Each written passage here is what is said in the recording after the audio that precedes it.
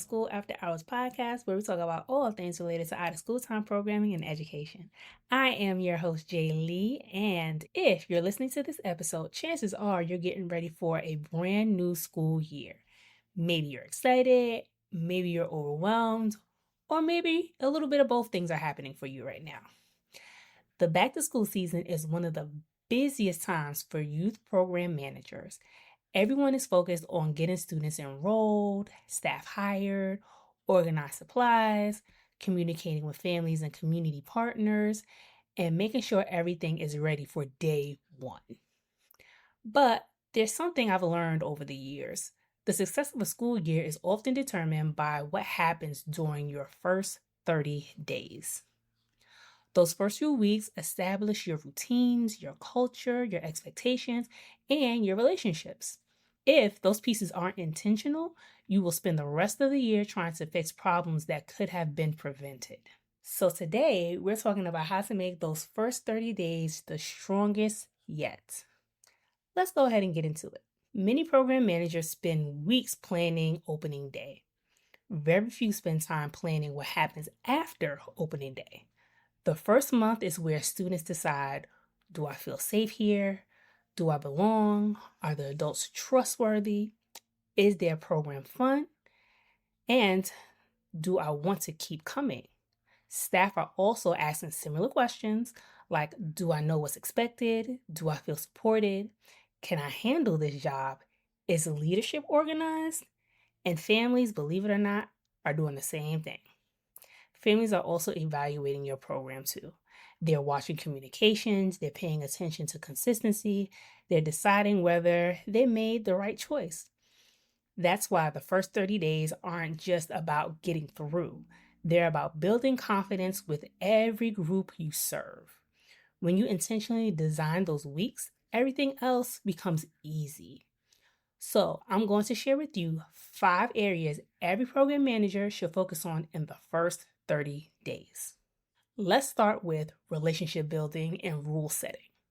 The first week of programming is a great time to build relationships with the youth you are serving because it allows you and your staff to learn about the young people that you're with and their interests, as well as build community while setting expectations. In those first couple of days, they'll remember how you made them feel and determine if this is a place they want to come back to. So take time to learn names, ask questions, celebrate personalities, create opportunities for them to get to learn and grow with one another. Also, give them guidance on what you expect for them while they're in the space that you're using and share what they could expect from you. So you have a certain level of accountability for both parties. Relationship building isn't extra work. It is the work. Next on our list, we have creating predictable routines. As you know, chaos can create a lot of unnecessary stress, but consistency in your program shows confidence in the work that you do. Think about your daily schedule. Can every student answer these questions? What happens when I arrive? What's expected of me during transitions? Where do I go if I need help? How do activities work? And how does dismissal happen? The smoother your routines become in these areas, the less time you spend managing behavior. Now, let's talk about staff support. Staff support is crucial in these first 30 days. It's important to meet with staff regularly to address any issues they may have while they're adjusting to the new environment and the position that they're in. When you meet with staff, ask what feels easy to them. Also throw in your conversation what's challenging to them in a positive way and a negative way.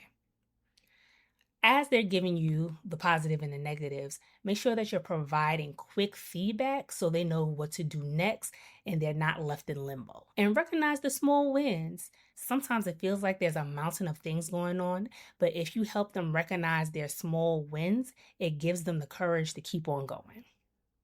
Many managers only have conversations with their staff when something goes wrong. Don't let that be your leadership style. Remember, your staff doesn't need perfection, but they do need guidance in your leadership. Another key factor in programming is communication. Communication is key to any good relationship. That's why it's important to communicate with families early and often. Families appreciate communication even when nothing major is happening. To keep them engaged in the program, send weekly updates so they know what's coming up and how they can participate. Share photos when appropriate. Celebrate students' achievements as well when you communicate with them.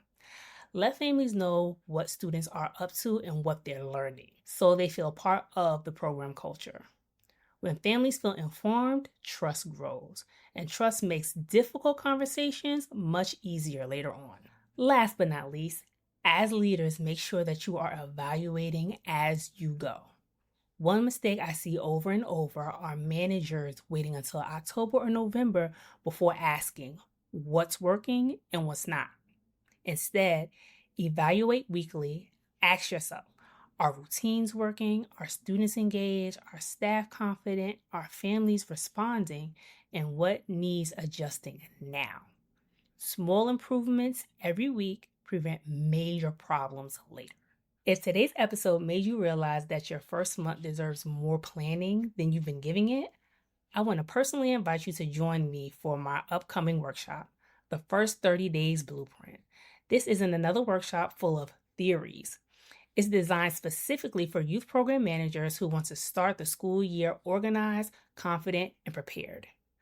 In our interactive session, we'll build your first 30-day action plan together.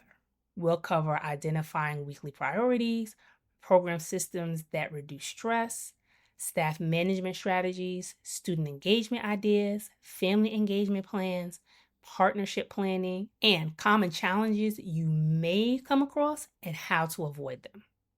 By the end of the workshop, you'll leave with a clear roadmap instead of trying to figure everything out as you go. Whether this is your first year leading a program or you've been doing this for a very long time, having a structural plan can save you countless hours and headaches. If you're ready to stop reacting to problems and start leading with intention, I'd love to have you there. Well, everyone, that brings us to the end of our show. If you liked what you heard and you enjoyed our conversation, make sure that you're following us on YouTube, but also hit that like button so we know what you are enjoying. You can also find us on other podcast platforms like Apple Podcasts, Spotify, and Google Podcasts if you want to listen to our audio version as well. To get more behind the scenes stuff, make sure that you're following us on our social media accounts, Instagram and Facebook at School After Hours. Well, that's all I have for today. In the words of Mr. Arthur Ashe, start where you are, use what you have, do what you can. Until next time, y'all. Bye-bye.